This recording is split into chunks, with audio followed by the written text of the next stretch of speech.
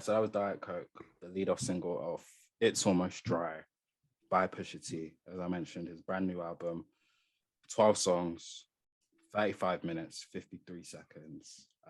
My damn near perfect length, personally. Long awaited. A lot of features.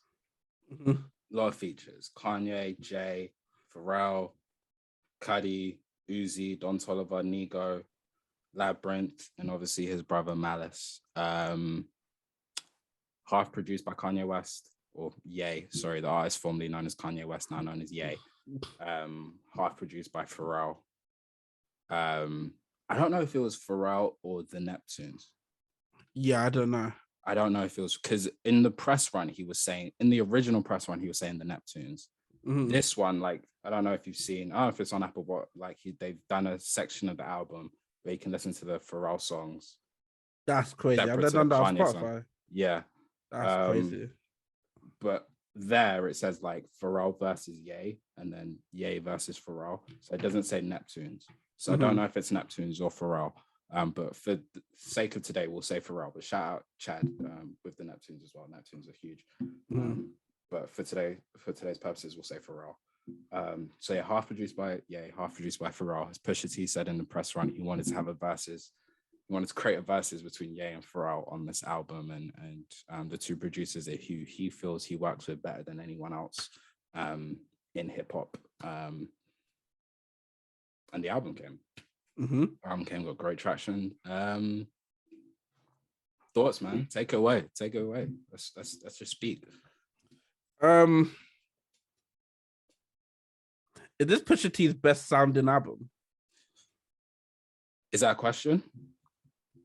It's both a question and a statement. Because I would argue this is the best that Pusha T album has ever sounded to me. Like the one that comes closest to this one in terms of like sonically speaking is King Push. Okay.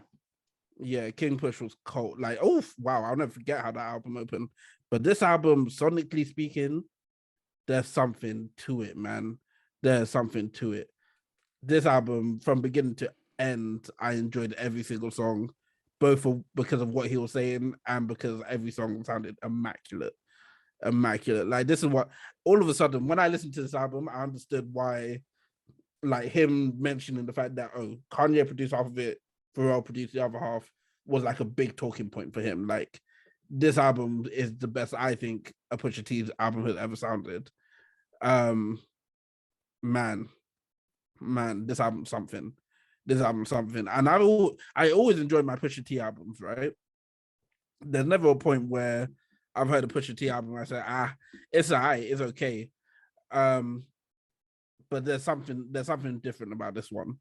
Now I know, like, we differ on this one because for you, like, the way you speak about Daytona is one of your favorites over the last however many years. I like Daytona. I was a fan of Daytona, but I think for me, especially during that run of Kanye dropping albums, what was it, every week or every 2 weeks or something like that, it didn't like live as long for me personally. Whereas this album, I don't see a world where it doesn't last that long, because sonically speaking, this is one of the best albums I've heard in a while, sonically speaking. Like, this is crazy. Best hip-hop albums I've heard, sonically speaking, anyway. Every song sounds perfect.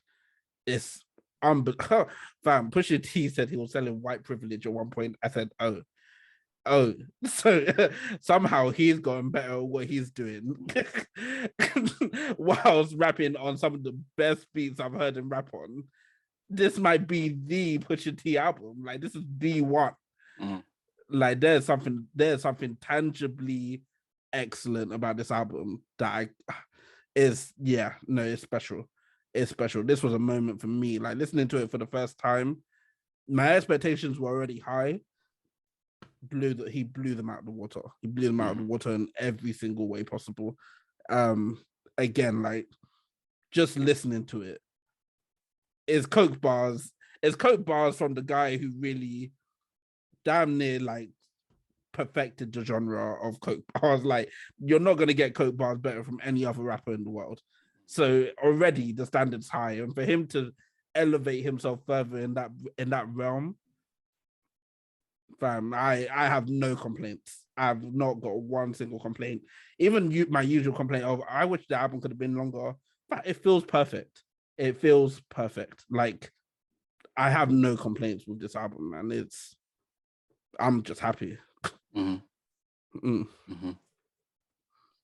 I think to your original statement / question, I think you can definitely make the argument for being his best sounding album. And I think that was probably a smart intention on their part, because one thing that struck me and that I really did like about this album is that you get every version of Pusha T that we've heard throughout his career. So even I was talking to Marco in our DMs a few days ago, maybe about a week ago, about this album. And we were saying that like, there was probably about 2 songs that we would cut off from the album. And I still feel that way. But if you were to cut it off, especially the songs we mentioned, you wouldn't get the Lord Willem clips Pusha T ad-libber type vibe that you get on Open Air, produced by Pharrell, intentionally produced by Pharrell. And that's why I thought it was Neptunes, because obviously Neptunes produced Lord Willem for the clips, and that is very reminiscent of that type of sound and that vibe.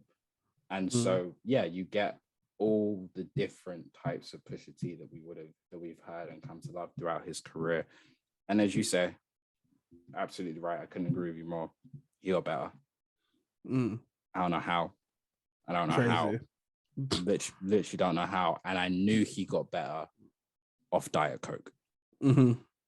Like when I heard Missy was our only misdemeanor, I say he's just being arrogant now. He's being arrogant because that's so good. It's lazy. Yeah, that's so good on so many levels. It is lazy. Missy Elliott, who goes by the name of Misdemeanor, was the only misdemeanor we caught selling this white on a song called Diet Coke. Crazy. You being from Virginia and Missy Elliott being from Virginia too. Like, it's so good. It's lazy. Do you know what I mean? Like you said, when he was like, I was selling white privilege. Man, the purest though. I'm selling white privilege. I said, whoa. I said, whoa. When he was like, I can't remember the full bar, so I'm going to paraphrase it, but where he was like, something, locked up. Akon. Like, yeah. They ain't going to get that one. I was like, yes, we are. It's so good. So clear. It's lazy.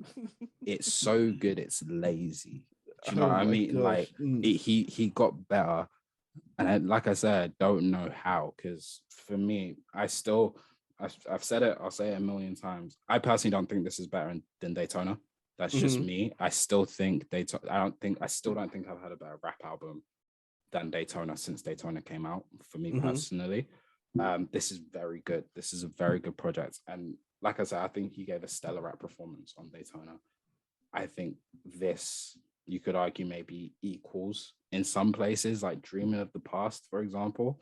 There's levels, there's layers. So Pray for the Players. We hollowed out walls in the back of bodegas. Man. Oh my goodness. You niggas ain't drip, you drown in. Like it was just so crazy. So good on so many layers. The way he floats over all these different type of beats that were coming out. All the different type of beats that were coming out. Even between like the Ye beats and the Pharrell beats. Like Dreaming of the Past sounds very different to rock and roll. So different. Floats over them with ease. Easily. Doesn't sound out of place for a single second. Call My Bluff sounds completely different to Neck and Wrist. Doesn't matter to him. Doesn't matter to him at all. Because he's so comfortable and so excellent at what he does now. That he just does it with ease. He will have a strong point if he wants to use this as his case and his evidence to say that no one makes better music with Pharrell and Ye than him. Will have a strong case. Hove will probably come in there and say, nigga, I've been doing this. Like, me and Pharrell got changed clothes. Have you heard Lucifer? Have you heard Excuse Me, Miss? So yeah, like, Jay would probably come in there and say, "Hey, man, nigga, there's levels, there's layers. So pray for the players." You know what I'm saying? Like, he would have said it to him like that. But this is really good. This is really strong. I thought the features were really good. Uzi feature was a big surprise. Yeah, you could have named, if you had asked me to name 10 people to feature on this album, I don't think Uzi would have been one that I picked. But Uzi does really well. He's a really talented artist. So what do you expect? Malice had the best verse on the album. Do you think? Yeah, Malice had the best verse on the album. That was sensational what he did. The way the song was set up for him, Labyrinth was amazing actually. Let's shout out Labyrinth, UK legend over here. He's getting back active recently. I'm seeing like it looks like he's loading up to do a lot of things recently. What I'll say to you is he's never not been active. He just hasn't been at the forefront of his activeness. It's like in fact, I remember a tweet about this a few weeks ago where like Jordan Sparks. Jordan Sparks was like singing some of the songs that she had written that people didn't know about. So like Ariana Grande and Mac Miller, The Way, and different songs. And I saw that. You saw that, yeah. And someone tweeted like, more artists need to do this because they'll get the perception from fans that they had a one-hit wonder and they fell off, when actually they're probably making more of these writing credits and getting more joy with less of the stress of the music industry. And so Labyrinth hasn't never not been active. You know what I mean? He just hasn't been Earthquake Labyrinth that we remember from year 10. Do you know what I mean? Earthquake Labyrinth wasn't. Do you know what I'm saying? I said until we hit the ground and we pop up. Oh my god. Yeah, it's a different dude, but he was amazing. And like I say, the rarefied air that they sort of set up for Malice to come in, and just be like, it was cold. Carve my face in Rushmore, like. Let me even get his verse up because I need to start quoting it. If I'm gonna I need to do it justice. Like he was, I thought he had the best verse on the album. I don't think that takes away from Push. I think if you ask Push would probably tell you the same, because he loves his brother's rapping that much and has such reverence for his brother. And hearing Malice, it's always great to hear him rap, and when he does rap, like you still realize how supremely talented this man is. Different. Like, let me get this up right here. When he comes in, tell me what I miss. New designer drugs and emotions I don't get. I don't Hellcat, still paddle when I shift. Vietnam flashbacks, I get triggered by a sniff. I'm like, yo.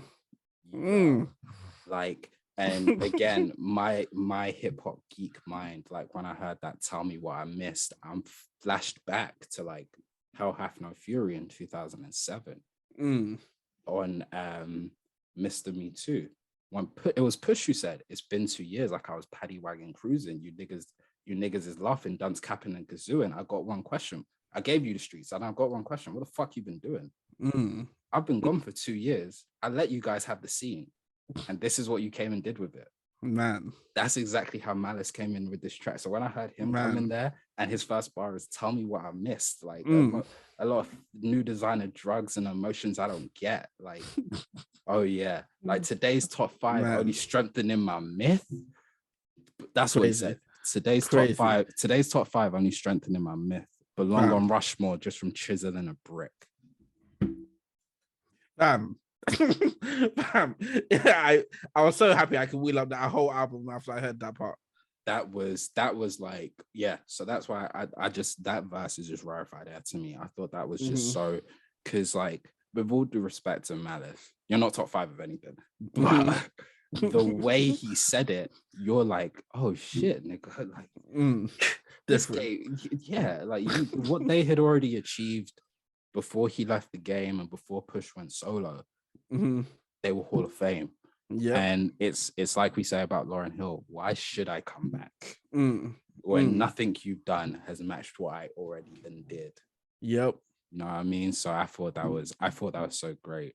And I think like for me, like I was saying, there were like maybe 2 songs I would take off. I think you can do without Open Air. Okay. And Hear Me Clearly. I'll take off Hear Me Clearly just because it was already on Nigo's album. If you listen to Nigo's album, especially as much as I did listen to Nigo's album, I don't think you need it. I think you should just left that on Nico's album because it feels like, again, as someone who listens to Nico's album a lot, it feels like a song from Nico's album that shouldn't be on Pusha T's album. Again, it's a great song. Fair. It's a great song. I really like it. I love the production. I love Pusha T's rapping. Like I moved to a different drum, like I'm like EDM. I love that. But like I've already heard it in a different space. So that's fair. I hadn't heard it before. I never listened to Nico's album for real. So hearing that, the first time I heard "Hear Me Clearly," if y'all niggas feel me, just say y'all feel me. But I was like, oh yeah, okay. I'm here. I'm locked in. Yeah. This album has not disappointed yet. So I get it though. If you heard it somewhere else, it's similar to damn, name's escaping me now. Damn, why's the name escaping me? Hearing the Lucky Day song on not Joyce Rice's album because I still loved it there on Queen Niger's album. Or even fucking hearing what is it? Look at it escaping me. Best part on Freudian and Her. Like it feels like it was somewhere else first and it belongs there more than it belongs here. So I'd take that off and I'd maybe take off Open Air as well. But again, like I said previously, I understand Open Air being there gives you a different push that represents a different stage of Push's career. So I'm not too mad at it. But I felt that way, and straight just to close out, I felt that way only after my first listen through. I thought, yeah, it's fine. But I felt that way after my first listen because I'm like, no, we need to get to the climax now because of how great the climax is for me. I feel like Hear Me Clearly now doesn't fit because it's like you're just deferring my run to the climax. But those are like that's the tiniest gripe that I have with that. It's not even a gripe. That's just the only thing I would edit. Like if I was editing this, like the way I edit this podcast, that would be the only thing I would maybe take out. Fair. Even Open Air, to be fair, the first time I heard Open Air, especially with how it opened, I thought my immediate thoughts were, oh, this is gonna be the one song that I can probably live without. Just because the opening to it, excuse the pun, was it was very like just very weird and off, we're gonna die. It was like, this is weird. But then when the beat really kicked in, I was like, oh no, I like this song as well. Like I like the whole album. The whole album is great to me, man. Oh, the whole album's stellar. Yeah. Honestly, this is probably for me right now, and obviously it's early days because the album only came out recently. So it could change. But as it stands right now, this is number one Pusha T album for me. Easily. I don't think any other album's close to me as it stands right now. Sometimes I wish my fan base was more like J. Cole's. But Dope Boys gotta be the man. Like they know how many more Carfax must be exposed. Hey man, what's your favorite song off this latest installment from Pusha T? My favorite song off this album for sure is Dreaming of the Past. Listen, the second that beat kicks it, the second that sample, I was dreaming of the past. I'm like, oh, there's layers. So pray for the players. Yeah, we hollowed out cars in back of bodegas. I got plenty. It's many. Yeah. I said, yep. You got me. You got me wheel out right now. But I know that this is one of those songs I flexing you cramp. Yeah, absolutely. Bam. You niggas ain't flexing, you cramping. My weight keeping keeping niggas on bites like ambling. Stupid. This whole song was dumb. Like fam, this, and you know what the most annoying part was? I don't know what's going on with Apple Music. It's probably just mine. So let me not slander the whole of Apple Music. But if it is the whole of Apple Music, then fix it ASAP. For some reason, I'll press play to play the whole album, and they will give me Brambleton. They'll give me Let the Smoker Shine the Coops, and then they'll skip to Neck and Wrist. And I'll say, I like Neck and Wrist, but something's missing. Hold on, because I was dreaming of the past, and you're not letting me listen to that right now. So I'd always have it'll be in the middle of like the most abstract task. I have to rewind it so I can listen to Dreaming of the Past. But that song is easily my favorite, easily the standout from this album. Could change once again because it's early days, but as it stands right now, clear. Soul Sample Ye is only behind JD and DJ Premier. No one else can talk to him. No one else can talk to him. That when he is in that bag, and you've been here, people who listen to this podcast now, I haven't been a fan of Kanye West for a while.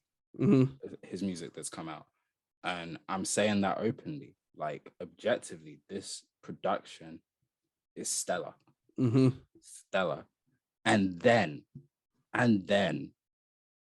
properties all across the board, this monopoly's mine, came a minister in my prime, so I gotta be shut.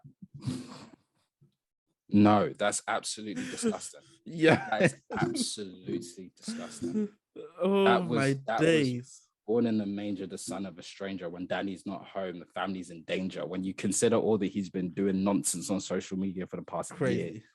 No, that was some of the best that Kanye sounded to me in a very long time, between both his rapping and his production. That song is absolutely stellar. It's absolutely stellar. Yeah. So you're going to say answer? Yeah, that's been my standout song. I don't know if you had Neck and Wrist before that album came out, when it dropped as a single. I avoided it.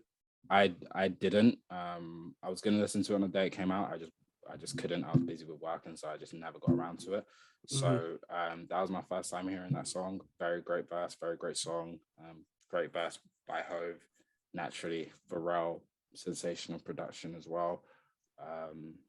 That was a really elite Jay-Z verse, actually. Now I'm thinking back on it as well. Like, that was a crazy verse. I always love hearing the legends talk about legends. The thing with Hove is like, and I remember someone saying that Hove is gonna let you know that he knows what's going on social media too. Yep. I blew Bird Money. Y'all talking Twitter feed. We got different side stories. Save your soliloquies. They like if Big was alive, Hove wouldn't be in this position. Man, if Big was alive, y'all would have got the commission. The commission. Oh my God. Hove was going to always be Hove. It was the universe will, because so. Now I'm here. Like, this is the same. And that's what I mean. Like, we've seen that a stupid take on social media for generations. Like, if Biggie was alive, Hove was never going to be as big. As if Hove wasn't spitting next to Biggie on Brooklyn's Finest, or even on I can't remember the song off Ready to Die or Life After Death right now, but he's on there spitting right there next to him. But Hove's gonna let you know, like, even going back to like no such thing as an ugly billionaire, I'm cute. Yeah, he understands his scouting report, and he's gonna talk about it. He's gonna talk about it and let you know, like, you blew Bird Money. You're talking Twitter feed. Like, we got different sob stories, fam. Yeah, they put me on list with these niggas inexplicably. I put your mansion on my wall. Are you shit? Man. And this is why, like, so Complex, right? This is gonna sound like a detour, but you'll see where I'm going. So Complex, this past like few weeks, must have posted something on their Instagram. It was like, what's the worst song by your favorite artist? So I commented, Mr. Nice Watch J. Cole. Right? Okay. Harsh, but okay. I don't think so. And I've had like multiple people like either bending over backwards to tell me I'm wrong in the comment, like replying to my comment to tell me I'm wrong, or bending over to tell me, yeah, you're absolutely right. That shit is fucking terrible. Like, I don't know how you did that. And it makes me even more annoyed because I'm like, now with the stage that Cole is in, I need Cole and Jay to get back on the track and talk money. Yeah, they do. Yeah, I need to hear them talk money properly now. Like, the Cole that says the way Mello was staring at Reeves, the way that I stare at the money on a Bia single. No disrespect to Bia, love Bia. I think she's a fantastic artist. I think she's got a really promising future. But if that's how he's talking on a Bia single, and if he's talking, I'm so hot, sports that I gotta post my pics every layout, they treat me like I'm Luka Doncic on a YG single. I need to hear Cole and Hove talk money for a minute. That's me as a socialist. I need to hear them chat shit about the money that they've got just for a second, because I think it will be a moment that hip hop needs. But back to this album, yeah, Hove was sensational. But what else do we expect? He doesn't do bad music anymore. Hove was sensational, and I had a feeling, because this is one of the few times when I pressed download on the album and I quickly like skimmed through to check how many songs it was going to be length, and then obviously by doing that you see some of the features in that. So I assumed that Neck and Wrist was going to be the number one song of this album off rip, just seeing that Jay-Z was on the song. But the fact that Jay-Z had a phenomenal verse. Pusha T was not playing around on that song, and I don't think I have that song in my top 3 of this album. Tells you everything you need to know about the quality of this album for me. What's your top 3 of this album? Dreaming of the Past. Hear Me Clearly, but Hear Me Clearly, I didn't realize that it was off another album. But still, it doesn't change the fact for me that Hear Me Clearly is probably in my top 3 for this album. And then Rock and Roll. Okay. Okay. No matter that. No matter that. Another great sample on Rock and Roll. Man, yeah, crazy. That Beyonce sample. Love that song. 1+1. Oof. I ain't got nothing. Got you. I remember that song dropped and everyone was like, 1+1 is not algebra. Like, what are you talking about? Mate, I remember the first day I heard that. So, oh my goodness, what? That's her best album. I don't care what anyone says, man. Fuck Lemonade. Fuck Lemonade. And I love Lemonade. 4 is that woman's best album. She ain't made music better than 4 since, bro. Yeah, no, 100%. I don't know. See, I love Lemonade. Don't get me twisted. Mm-hmm. But no, 4. 4 is crazy. 4 is good because 4 has too many of those. Different. 4 has Party on there. 4 has Party on there. Both versions. 4 has I Was Here. Oh my god. 4 has Countdown. Like Love on Top. Oh my god. It's Ring the Alarm on 4. No, Ring the Alarm on 4. Don't do that. That would be so ridiculous. I would have got so angry. Don't do that. But nah, Beyonce, yeah, 4's. Beyonce different now. Yeah. Verify there for real. Anyway. Out of 10. 8. I think it sits. I think. Do you have this as the best album of the year so far? Best rap album, anyway. Best rap album of the year so far. Yeah, for sure. Okay, I think it's better than Conway for me. Mm-hmm. It's better than Conway for me. I don't know if I have it above Conway, Vince, and Benny, but I will say Benny's drifting from that tier of 3. Those 3 are beginning. Push, Vince, and Conway are beginning to pull away from Benny, and I'm hoping I'm not forgetting anyone. But I don't probably are, but I don't think I'm forgetting anyone major that would be in there yet right now. Fair. But Armani Caesar hasn't dropped yet, and when she does, then it's long for everyone. It's long for every single human being on this planet, and Stove. So, yeah, facts. That's my disappointment. In fact, that's my biggest gripe with this album. The Stove God Cooks wasn't on there. Can you fucking imagine? There's time for that. Can you fucking imagine? I feel sick just thinking about what that feature would be. That song. With Kanye producing it? I would have to do cocaine. Yeah, with Ye producing that? I'd have to. And I don't want to, but I'd have to. They force my hand. For real. At least sell a brick. At least. At the bare minimum. That would be mad. That's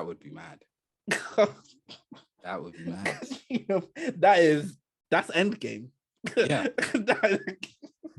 That's no way home. It's a wrap. There is no way home after that. Oh man. I'm similar. I think I'll probably give it an 8, maybe an 8.5 out of 10.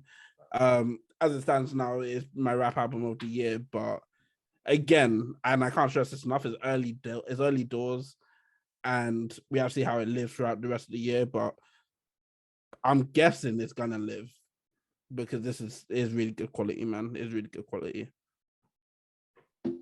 Who won the production battle? I would say Kanye. Okay. I'll say Kanye. I'm saying that I was literally just going off my ear and guessing who produced what, because I don't know, like I was hearing certain songs that were like, this sounds like a Kanye beat, so I think this is Kanye. This sounds like a Pharrell beat, I think this is Pharrell. So I don't actually know who won. I'd have to go back and actually look at the credits, but off of what I think Kanye produced and what I think Pharrell produced, I think Kanye got it.